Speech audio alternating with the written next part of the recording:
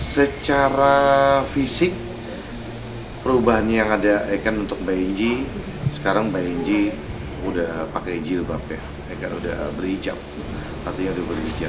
Semenjak menikah dengan Mas Haji kan Mbak Enji menjadi seorang mualaf, terus dia berhijab.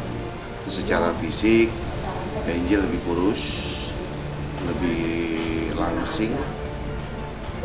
Ya apapun ya kan namanya mantan putri Indonesia, aura kecantikannya nggak bisa hilang lah, Masih itu pasti ada. tetap ada. Seperti Sambil saya luruskan ya kan bahwa ada pemberitaan di luar yang mengatakan ada kemarin tuh Mbak Enji gagal bebas, bahwa sampai saat ini kami sebagai kuasa hukum belum pernah menerima pemberitahuan tentang terkaitnya gagal bebas. Alhamdulillah sejauh ini on the track, semua berjalan lancar. Secara administrasinya ya kan dalam rangka cuti menjelang bebas telah selesai. Yang pasti dalam waktu dekat ini, tapi untuk tanggalnya nanti minggu depan saya baru dikonfirmasi, tapi lebih tepatnya Kumham lah yang akan menerangkan kapan tanggalnya. 2 minggu yang lalu terakhir saya jemput Mbak Enji ke sana dalam rangka ada beberapa dokumen yang harus ditandatangani Mbak Enji dalam mendekati waktu kebebasannya. Bebas. Pertama yang saya tanya gini, ya kan Mbak Enji, apa nih ya kan waktu udah detik-detik lagi mau bebas nih, ibaratnya kan gitu kan, apa nih kan yang Mbak Enji rasakan? Dia bilang apa? Perasaannya bercampur aduk, terus seperti kayak orang gimana gitu kan, wah udah segala macam lah. Terus kenapa? Bahkan susah tidur. Apa Mbak Enji yang buat itu?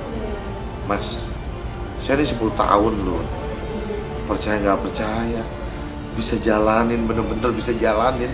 Bener gak sih ini saya bebas iya atau enggak atau gimana gitu loh kan. Wah juga katanya bercampur aduk mas perasaannya. Terus udah gitu karena saya udah cukup lama, terus kayak dianggap dituakan di lapas ini, teman-teman nangis kemarin kan, ya kan mau pisah ya kan, dengan Mbak Enji, terus mereka nangis sedih karena cukup dekat dengan Mbak Enji, cukup dekat kan. Mbak Enji ditempatkan di blok besar, artinya di blok besar tuh bercampur-campur lah kan, dengan ini macam-macam. Artinya mereka tahu kan Mbak Enji mau bebas, mereka sedih. Nah itulah jadi perasaannya ya kan bercampur aduk. Saya tanya Mbak Enji, ya kan apa sih yang paling terberat ketika menjalani menjadi seorang narapidana gitu deh kan. Lalu Mbak Enji bilang, jujur mas, 1 sampai 3 tahun pertama, waduh berat banget katanya menjalani. Artinya kenapa? Kan batinnya tuh masih bisa menerima, menolak dan macam-macam lah kan, suasana kebatinannya tuh masih dalam keadaan bagaimana lah. Tapi setelah 3 tahun ya mau nggak mau katanya semua harus dijalanin, harus diikutin ya kan, sampai pada akhirnya 10 tahun itu terlewati. Itu sih ya kan menurut Mbak Enji sih dia cukup sangat dekat sekali ya kan akhir-akhir ini kan dia suka, Mbak Enji tuh suka nyiptain lagu, ada beberapa karyanya ciptain lagu cukup lumayan banyak kata dia. Semenjak waktu Indonesia dilanda pandemi, lalu pandeminya lagi tinggi-tinggi, dibatasi waktu berkunjung, terus ada kelonggaran yang diberikan oleh lapas kepada narapidana, boleh menghibur, Mbak Enji itu boleh menghibur teman-teman yang lain bermain musik. Akhirnya membuat kayak grup-grup musik gitu, menghibur teman-teman napi yang lain, terus pegang alat gitar, jadi sering nyiptain lagu. Amina ini memang aku waktu lagi bangun tidur di subuh, kan aku tuh ngidolain ini ya Nabi Muhammad, jadi pengen tadi namanya Aisyah, cuman karena teman-teman banyak ngasih namanya Aisyah, oh kayaknya ibu Nabi nih, seorang ibu yang hebat, namanya Amina. Aminah ya. Ibu Nabi namanya Aminah, perjuangannya hebat, terus pas melahirkan hebat, dan seorang yang melahirkan manusia paling mulia di muka bumi. Dan itulah kenapa namanya Aminah. Jadi pengen jadi anak yang kuat, anak yang hebat. Terus dari aku, karena dia bapak kan, jadi biasa dari bapak. Kalau Hana artinya kegembiraan, kegembiraan artinya. Jadi karena hadirnya dia menjadikan kegembiraan untuk kami sekeluarga. Dan Nur artinya cahaya. Cahaya itu kan ini ya apa? Cahaya dari Tuhan untuk keluarga kami yang menerangi semua-muanya. Jadi kenapa itu ada nama Nur, dan juga Nur ini nama ibunya. Jadi menghargai ibu hebatnya yang sudah melahirkan dia ke dunia. Yang terakhir Atta, itu nama bapaknya karena Binti, biasanya nama anak cewek kan Binti Atta. Jadi Atta ditaruh di situ, semoga aku juga bisa melindungi dan menjaga kamu sampai akhir hayat. Oh iya, alhamdulillah, aku juga nggak tahu ya itu. Kemarin bikinnya juga iseng, uploadannya juga tadi baru 1 apa 2 gitu ya. Terus rame yang ngucapin, rame yang selamatin.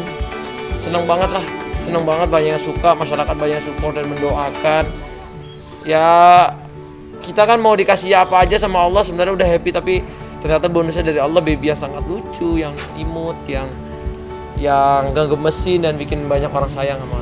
Ya alhamdulillah banyak teman-teman yang baik, jadi itu dikasih kado sama teman-teman gitu. Teman-teman banyak ngasih barang branded, kereta dorongnya branded, bantalnya branded, tas-tas sampai tas susunya aja branded, itu semua banyak dikasih orang gitu. Ya alhamdulillah lah kan, masa kalau dikasih orang dibuang ya dipakai gitu. Jadi karena banyak yang sayang, ternyata yang sayangnya banyak sultan-sultan juga. Jadi ya pada ngasih hadiahnya sultan-sultan, jadi bajunya pada sultan gitu. Dari sebelum lahiran sampai lahiran sih masih ngikut ngeronda ya, malam-malam masih jagain, masih segala macam, masih belajar bareng sih sama istri gimana sih ngerawat anak. Jadi sekarang kalau jam kerja misalnya pagi sama anak, sampai malam sama anak, nanti ada siang-siang baru kerja. Ada satu nama yang disumbang sama Torik nih Bang Atta, di mana nih Bang Atta? Nggak ada. Nggak diakui nama saya. Bang Atta, Bang Berapa Bang sekarang? Waduh, nggak tahu, tadi aku lihat sih kata orang 600.000 ya. Kaget juga aku sih, ini anak kok ada aja, memang ada aja rezekinya, ada aja auranya kata orang positif banget. Terus bikin seneng banyak orang itu sih. Biasanya kan kalau ngeronda kan kita bingung nih sambil ngapain ya, masa diem doang, anak-anak sambil main. Abis itu kok anaknya nangis, apa jagain, karena mamanya kan kasihan kalau malam juga ngeronda juga gitu. Setiap anak itu membawa rezeki sendiri dan membawa berkah sendiri. Jadi saya selalu yakin sih ini titipan Tuhan yang luar biasa dan rezeki dari Tuhan yang luar biasa. Gimana nggak tahu juga sih, belum tahu sama anak-anak gimana gitu. Pokoknya intinya babynya sehat sampai hari ini, banyak orang yang sayang, banyak orang yang suka, dan semoga dia jadi berkah juga. Dan makasih untuk semua yang udah doain, dan seneng sama baby Aminah. Pokoknya I love you guys. Thank you ya. Seneng banget. Soalnya dia salah satu kebahagiaan aku sekarang. Misalnya nggak disemangatin ayang, disemangatin baby nggak apa-apa. Jadi gemes, Bang Torik kemarin terlihat pengen menggendong terus menyayangi Aminah. Aku suka anak kecil soal basicnya, suka banget. Pas kemarin pas baru lahir aja tuh ya, itu kan haru banget ya. Aku megang langsung gemeteran, kaki aku langsung kayak gitu, langsung kayak gemeteran, nangis. gemes Itu deh. nggak sih? Gemes banget kan? Iya gemes banget. Ya lucu, cantik. Semoga jadi anak soleha. Amin. Iya aku ngasih Aminah. Terus dari Bang Torik. Apa sih? Nggak, pasti dia ada pertimbangan lain juga, tapi aku kayak kasih 3 nama waktu itu. Apa aja tuh Pak? Lupain gue lagi. Salah satunya Aminah. Apa mungkin alasannya mengajukan nama Aminah? Karena gua tuh kan nyari nama yang bagus, yang doanya bagus. Terus secara nama kalau misalnya pakai bagus gitu, namanya kayak doa gitu kan, ibu Nabi gitu ya, Aminah bagus banget. Kayak salah satunya pilihannya itu. Kayaknya nggak pengen jauh-jauh dari Iya sekarang kayaknya nggak mau dulu deh, di rumah aja dulu deh. Di rumah banget lagi. Tadi nginep juga rame-rame, seru. Ya sebenarnya sih bukan pro atau nggak pro ya, mungkin hubungan anak sama ibu aja. Kalau gue sih, dia berharap lah kalau yang lebih atau tersayangi ya tetap anak kandungnya lah. Kalau aku kan hanya ngurus sebatas ya bakti kita lah terhadap orang tua gitu. Ya udah nggak bisa dibalikin gitu loh. Ibaratnya gelas yang sudah pecah kan nggak bisa kita pungutin jadi satu untuk kita satukan. Tapi itu udah menjadi sebuah cerita sejarah lah buat aku maupun Kalina gitu loh.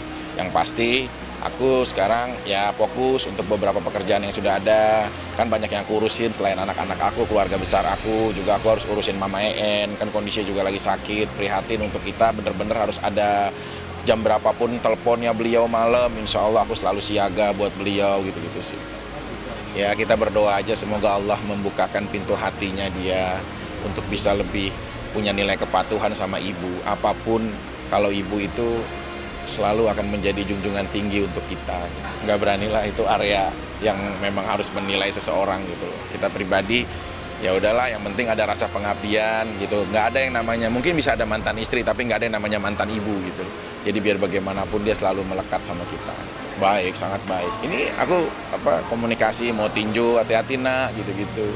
Terus ya berdoa, ya aku nyiapin suster ataupun ART yang bisa buat handle mama, makannya aku aturin, nanti cek ke dokternya apa, ya di sela-sela waktu lah kita masih bisa, kita nggak tahu, mungkin kebaikan kecil ini yang bisa menolong kita saat nanti hisab, saat di akhirat nanti, kita nggak tahu, ada hablum minallah, ada hablum minannas, kita yakin lah ada suatu kebaikan kecil yang bisa menjadi penentu kita nantinya untuk Allah gitu. Nggak apa-apa, cuma kan semua udah pembuktian, udah memang ada cowoknya, memang ada pasangannya, ya udahlah masing-masing kepada personalnya gitu.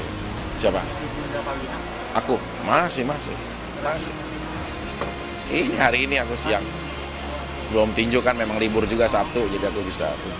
Jujur Kalina tuh, saya sakit ini udah 2,5 tahun ya di tempat tidur ya.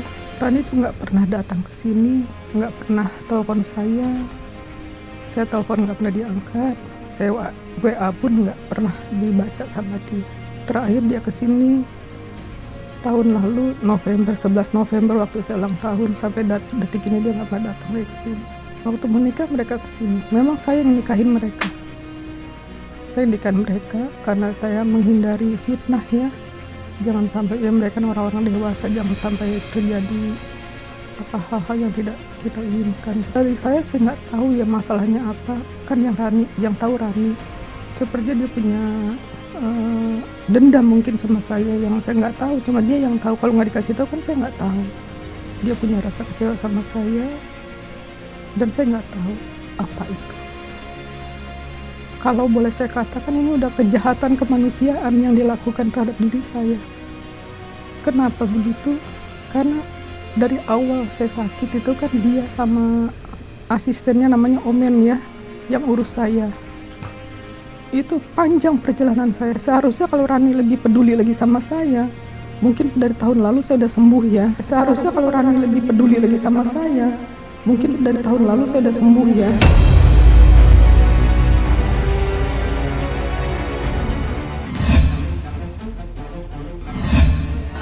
Gue ngobrol apa adanya, masa kondisi sekarang seperti ini, kita memang lagi berpikir ulang daripada kita memaksain sesuatu yang ujung-ujungnya takutnya nanti nggak jadi dengan baik. Kita pengen jadi yang lebih dewasa aja, dan lagi memikir ulang aja supaya semuanya lancar.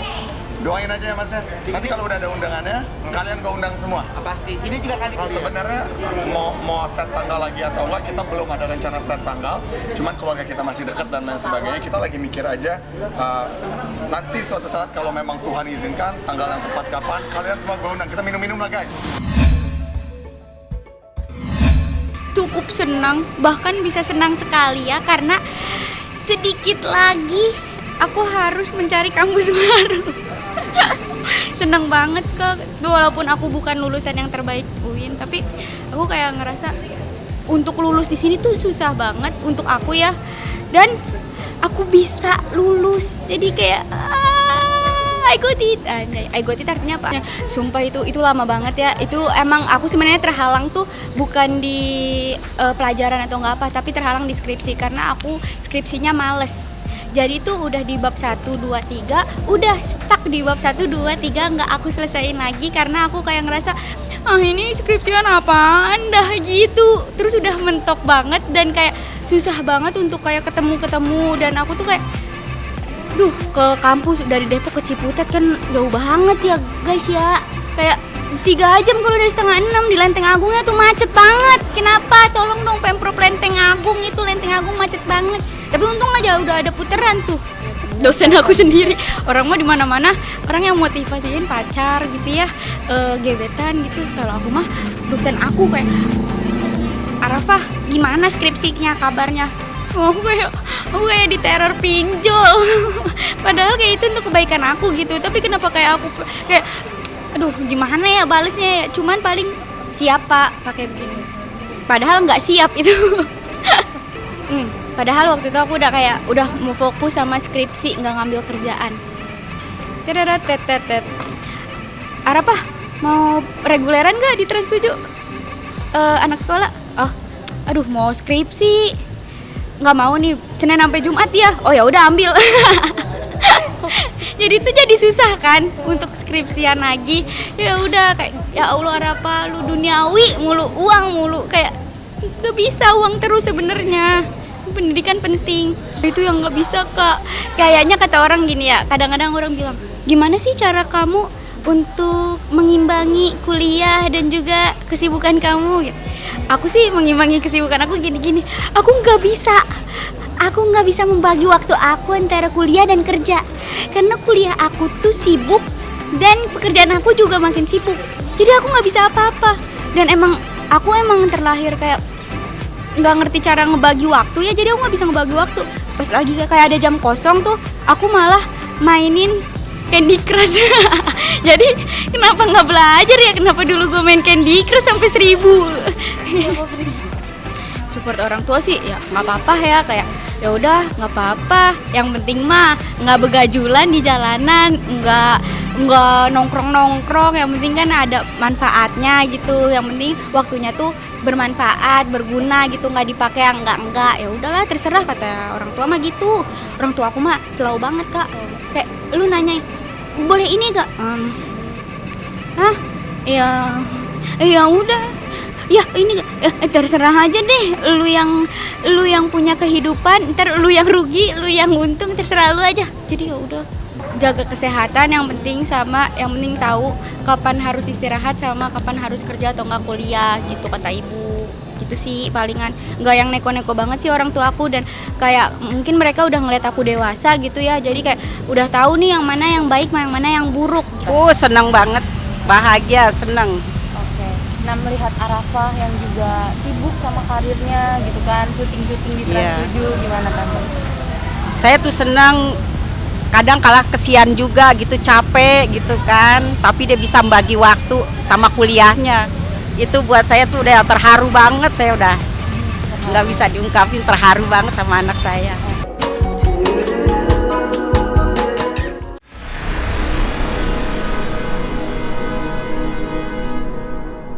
Jadi jangan lupa untuk subscribe Cumi Cumi. Ditekan ya tombol lonceng merahnya.